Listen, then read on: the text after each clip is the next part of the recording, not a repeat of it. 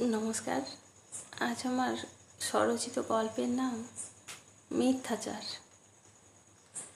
ভদ্রমহিলা তার মানিব্যাগটি হারিয়ে অত্যন্ত বিড়ম্বনায় পড়েছেন। জানতে পারলাম ৮ ঘন্টা বাসে এবং ১৫ মিনিট টোটোতে সময় লাগবে তার বাড়ি পৌঁছতে। আমি তাকে সাহায্য করতে চাইলে তিনি শুধু ভাড়াটুকুই হিসাব করে নিলেন, সঙ্গে আমার ফোন নাম্বারটাও। পরের দিন ফোন করে 1 প্যাকেট সন্দেশ সহ টাকাটা ফিরিয়ে দিলেন।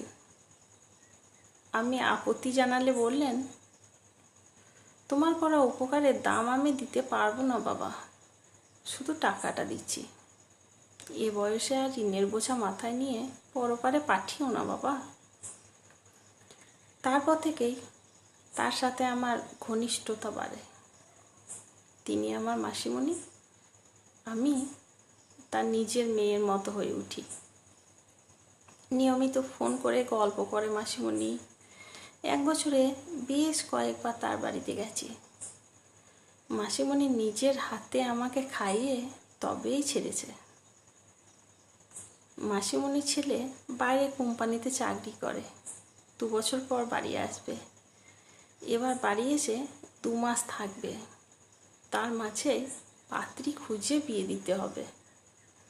সে দায়িত্বও পড়েছে আমার উপর। এত বড় দায়িত্ব মাসিমণি বিশ্বাস করে আমার উপর দিয়েছে। এর আগে কেউ আমাকে এত যোগ্য মনে করেনি। খুব গর্ব হচ্ছিল আমার। আমিও পাত্রী খোঁজা শুরু করে দিই। মাসিমণি যেমন শান্ত সুশীল, সেরকমই। এর মধ্যেই মাসিমণি একদিন ফোন করে বলল, তার ছেলের খবর না পেয়ে খুব চিন্তায় আছে। বললাম, ব্যস্ত আছে তাই ফোন করতে পারেনি, চিন্তা করো না। 2 দিন পর আবার খুব চিন্তিত হয়ে ফোন করলো।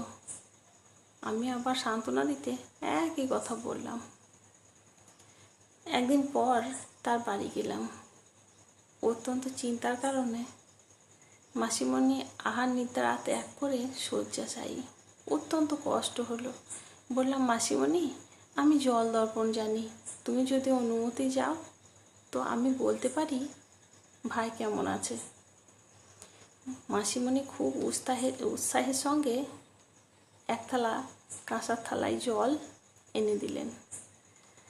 আমি কিছুক্ষণ জলের দিকে তাকিয়ে থেকে বললাম, মাসিমণি, ভাই ভালো আছে, ফোনটা খারাপ হয়ে গেছে, কয়েকদিনের মধ্যেই ফোন করবে।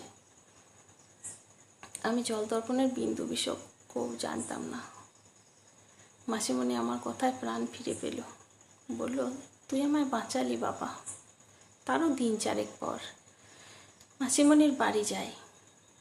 আমি সেখানে উপস্থিত থাকাকালীন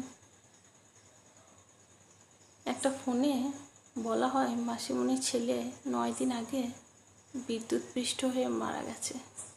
মাসিমণি পড়ে যাচ্ছিল খবরটা শুনে। আমি তাকে স্থিত করি, কিন্তু আমি তার দিকে তাকাতে পারছিলাম না।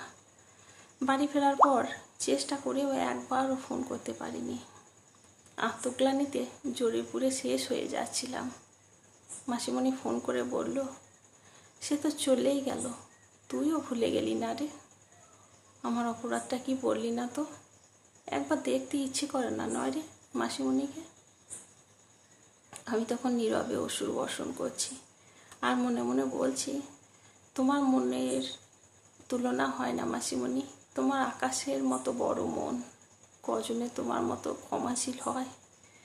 আমি তোমাকে হাসি খুশি দেখার লোভে যে মিথ্যাচার করেছি, জানি না ঈশ্বর আমাকে কোনোদিনও ক্ষমা করবেন কিনা।